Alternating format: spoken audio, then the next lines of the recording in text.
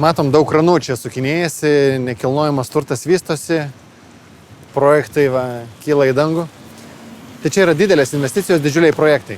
O jeigu jūs turit, pavyzdžiui, nežinau, 20, 50 ar 1000 eurų, ar jūs galite investuoti nekilnojamą turtą? Ir pasirodo galit, nes mes jums atradom kompaniją, kurią norim pristatyti ir parodyti šiandien. Jūsų dėmesiui Evo Estate.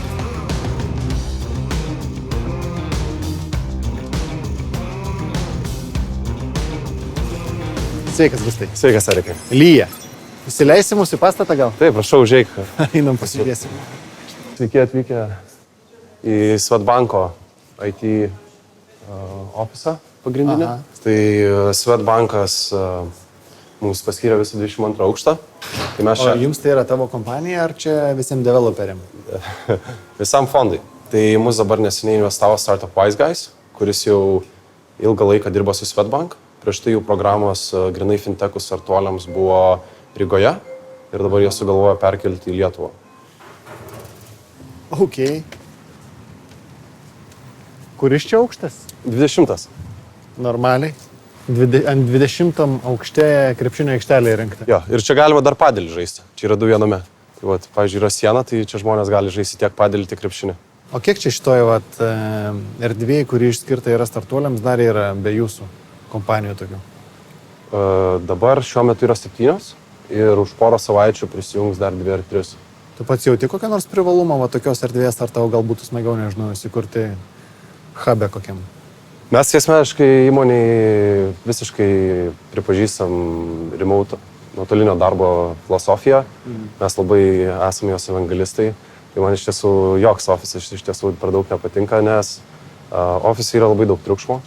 Ir, pavyzdžiui, jeigu pas mus yra labai daug analitinio darbo, tam reikia nenutraukiamo dėmesio. Ir ofise tai yra labai sunku išlaikyti. Kiek žmonių dabar dirba? Dabar dirba 4 pilnų etatų, 7 part-time. Čia yra grinai visas 22 aukštas skirtas pas Wise Guys startuoliams. Tai, pavyzdžiui, šitame kambaryje yra susirinkę visi startuoliai. Dabar jie visi išėjo matyti susitikimus, bet čia visi mes dirbame. O čia yra patys, tas keistas logotipas, čia yra Wise Guys, tas fondas, atrodo kaip šnipai. Jo, tai čia ir yra ta visa mintis, kad yra Wise Guys, tai yra vadinama kaip mafijos nariai. Kur mes čia pateksim? Dabar mes patekom į patį aukščiausią aukštą ir čia yra virtuvėlė viso pastato, tai žmonės čia ateina papietauti, išgerti kavos. Taip pat aš asmeniškai naudoju susitikimams. Čia pirmas tavo investuotojas į šitą, nes startuoliai Wise Guysai. Jo. Tai mes dabar darėm visą finansavimo raundą 150 000 eurų. Tai su juo ateina 4 investuotojai. Tai yra Wise Guysai, Angelų fondas lietuvių. Tada pas mus ateina vienas investicinis bankininkas iš Kinijos, management konsultantas iš Prancūzijos ir 2 labai patyrę vilkai iš nekilnojamo turto industrijos iš Katalonijos. Kaip mano, ne? Tu negersi? Aš negeriu kavos. Negeri kavos? Ne, jau 3 metus. Tai ką dar keista darai? Tai keisiu kažko, nieko nedarau, šiaip jeigu dar kalbėti apie laisvalaikį, tai man labai patinka Azijos kultūros. Tai kaip tik šią vasarą turėjau galimybę tiesiog savaitę praleisti Šaulinio vienuolyne Kinijoje, 3 km aukštį ir kiekvieną dieną 6 valandas su jais treniruotis kung fu. Žiūrėk, išvardinai investuotojus čia tokius gana keistus, o ne? Aš įsivaizdavau, kad vienas fondas jūs investavo, bet jūs investavo ne ir fiziniai asmenys. Ne, tai Kaip jūs susirinko tos investuotojus? Kaip jie jūs susirado? Galbūt tai yra, aš manau, kad kiekvieno startuperio founderio darbas, tai yra surinkti ne tai, kad kuo daugiau pinigų, bet išgauti kuo didžiausią vertę iš tų pinigų, kuriuos tu gauni. Nes šiaip pinigų šiomis dienomis rinkoje yra apstu. Nėra tiek startupų, jeigu mes žiūrėtume į Baltijos šalius. Mes, pavyzdžiui, dabar surinkinėjom 150, bet buvo pasiūlymų paimti 250-300 tūkstančių. Bet mes supratom, kad mums pinigai šiame taške nedaro tokios didelės įtakos, kaip mums daro žinios ir pasitikėjimas ir kontaktai, kurie atves mums tie žmonės. Ką tie žmonės jie atvažiuoja ir tave mokina kažko? Ne, mums reikia žinių apie projektus.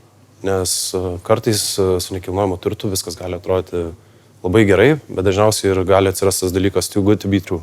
Kažkas tiesiog yra ne tai.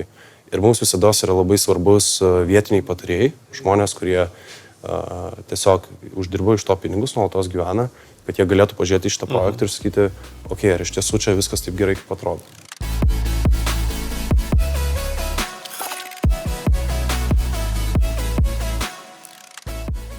Tai atskleisk visą verslo modelį, kaip jūs čia viską dėliojat, iš ko gyvenat. Tai EVO Estate yra nekilnojamo turto investicijų agregatorius. Mes agreguojame sutelktinio finansavimo platformų nekilnojamo turto sandorius. Tai reiškia, jūs esat ir kitų platformų platforma dar. Jo, mes esame platforma. Jūs turit platformą, kuri yra užsiregistravusi kitose platformose. Jo. Ir reiškia, aš patėjęs pas jūs, man praskipino registraciją į kitas platformas ir per jūs galiu ateiti. Jūs už tai pasiliekat kažkokį ten procentą ar ne? Ne. Nepasiliekat? Ne. Tai mūsų paslauga investuotojams yra visiškai nemokama. Mes uždirbame pinigus iš tų platformų ar tie, kurie sukuria sandorius. Tai į ką jūs investuojat? Tai pas mus yra pagrindė 3 tipai. Tai pirmasis tipas, kuris turi mažiausią riziką, tai yra tiesiog tu investuoji į nekilnojamo turto pirkimą, kuris bus panaudojamas nuomai. Tai dažniausiai šie projektai turi 4-5 metų trukmę ir tu tiesiog investuoji kažkokią pinigų sumą ir tau jie generuoja iš nuomos pajamas. Tai žodžiu, aš pervedžiau pinigus, tie pinigai nuėjo nekilnojamo turto pirkimui, kuris bus skirtas nuomai. Taip. Tas projektas gauna iš nuomos pinigus. Jo. Ir tu gauni stabiliai 5-6 procentų grąžą, kas yra praktiškai tas pats, kas turėti savo turtą. Tai antras yra fiksuotų palūkanų paskolos ir tada yra trečias tipas pelno dalyvavimo paskola. Tokio modelio per daug Lietuvoje nėra paplitę. Visas modelis vyksta taip, lyg tu investuoji į nekilnojamo turto projektą, kur tu tiesiog tampi akcininkas. Kuris iš šitų investavimo variantų 3 yra su užstatu, kuris yra saugiausias ir aišku mažiausiai pelningas? Tai mažiausiai pelningas, pats saugiausias yra nuoma. Kas nutiks tuo atveju, jeigu EVO Estate bankrutuos? Šiaip šitas klausimas yra dažnai išgirstamas, bet iš tiesų, kadangi EVO Estate yra tik tai agentas pagal savo teisinę struktūrą, mes tik tai tam tikrą prasme atlikinėjame pavedimus, jeigu žiūrėtume iš tokio labai plačios perspektyvos. Tai kaip yra sudaromi kontraktai ir, pavyzdžiui, tu investuoji į tą projektą, visi tavo duomenys yra saugomi atskiruose failuose ir jeigu mes bankrutuotume, tie failai visi yra perdodami administraciniai bendroviai, kuri tuos pinigus visus pervedinės. Tai pakalbam apie grąžas, kiekvieno iš variantų, ne? Jo. Tai nuoma generuoja 6-5 procentus kasmet iš nuomos pajamų, bet yra 3-4 procentų kapitalo prieaugis metinis.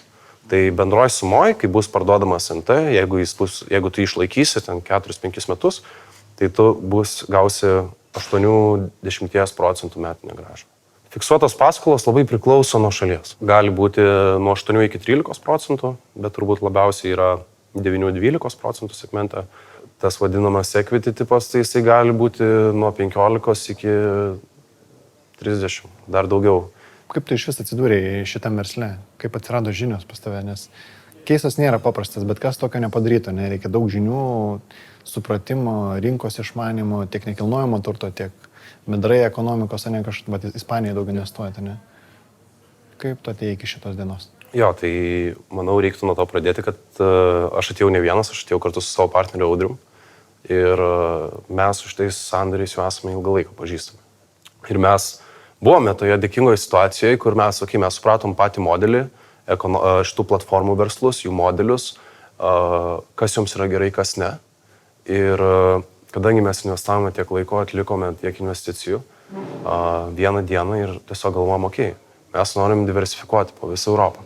Kas buvo sudėtingiausia, kuriant šitą startuolį? Pirmiausia, tai buvo tuos pirmus klientus prisitraukti. Kad patikėtų, ar ne? Jo, tai tas buvo labai ilgas procesas ir mes jau vienu metu galvom, kad nebus šito product market fit, vadinamo startupuose, kai tiesiog tu, reiškia, nepataikai rinką, produktas netitinka rinkos ir mes nesugebėm pritraukti.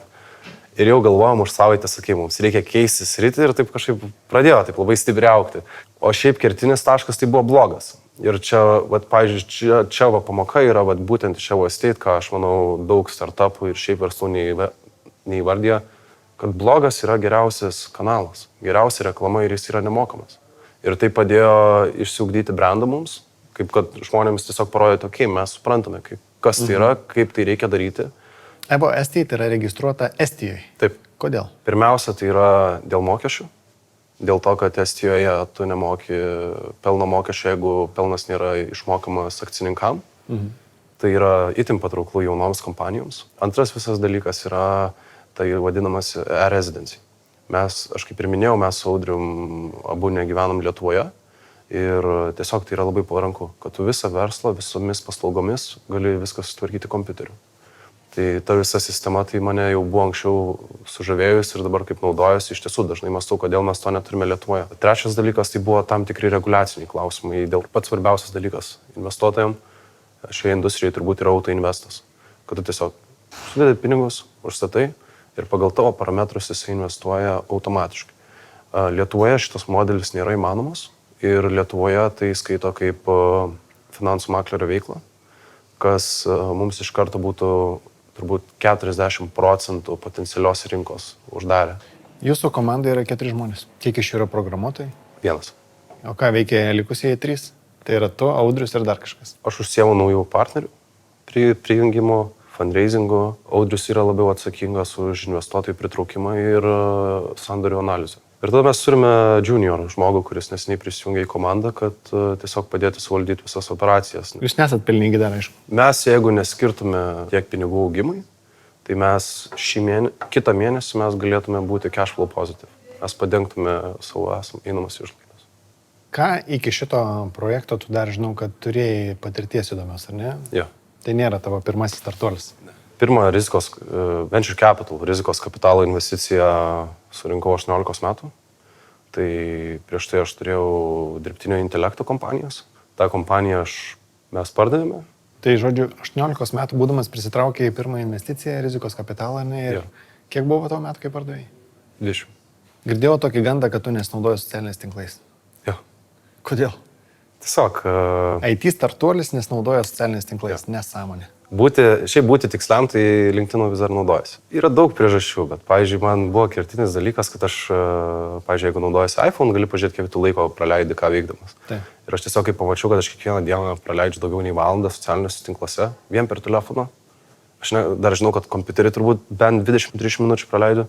Tai aš tiesiog galvoju, aš turiu 1,5 valandos dienoj, kurios aš tiesiog išmetu, aš nieko su jomis neveikiu. Tada sekantis mano klausimas yra knygos. Taip. Irgi tavo aistra. Jo. Kiek knygų perskaitai per metus? Bent 52. Čia kosmosas. Kelintas jau žmogus mūsų laidoje perskaitau po 50 knygų per metus. Jo. Kas jums darosi? Ne, aš stengiuosi perskaityti kartą per savaitę, bet, pavyzdžiui, aš nežinau, ar man šiemet pavyks dėl šitos programos, nes tiesiog daug laiko, bet aš, pavyzdžiui, būna etapų, kai tiesiog užsprintinu, pavyzdžiui, atostogauju, kažką veikiu, tai tiesiog iš karto daugiau perskaitau knygų, o po to sumažėjau. Bet knygos yra geriausias būdas mokytis kažką ir apskritai ne tiek, kad mokytis, bet praplėsti tą savo akiratį. Aš pasakysiu, gal kai gyvenau Ispanijoje, man tai buvo lengviau praplėsti tą akiratį, kai tenais tiesiog tiek daug kultūrų, tokių žmonių, bet kai tu esi vietinis, tu gyveni savo šalyje, kalbi savo kalbą, tu gali labai dažnai užmiršti, kaip gali kiti žmonės jausis, kaip gali kiti gyventi, kaip yra atrodo kitų šalių ekonomikos. Ir aš tą stengiuosi pasimti visados per knygas. Ir iš tiesų dabar pastaruoju metu ir apskritai pagrindė ir skaičiau knygas apie Aziją arba Afriką, kad tiesiog pamėginti pažiūrėti iš tos perspektyvos. Gerai, kaip atrodys 21 amžiaus ekonominiai stebuklai, kaip atrodys didžiausias 21 amžiaus besivystančios rinkos, kokios problemos jie turi šiandien, kaip jos yra sprendžiamos ir kur visą tai nuves.